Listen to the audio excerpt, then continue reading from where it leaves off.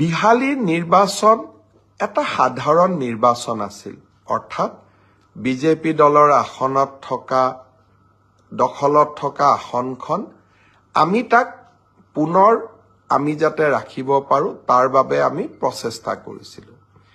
কিন্তু বিহালীৰ নিৰ্বাচনে তেতিয়া জনসাধাৰণৰ মাজত উৎকণ্ঠা বৃদ্ধি কৰিছিল, যেতিয়া যোৰহাটৰ সাংসদজনে বিহালীত 2 মাহ ধৰি এক প্ৰকাৰ শিবিৰ পাতি নিৰ্বাচনত জঁপিয়াই পৰিছিল। কংগ্ৰেছ দলৰ যিকোনো নেতাই কোনোবা সমষ্টিৰ প্ৰতি বিশেষ দৃষ্টি দিয়াটো আপাততঃ দৃষ্টিত মই ভুল বুলি নাভাবোঁ।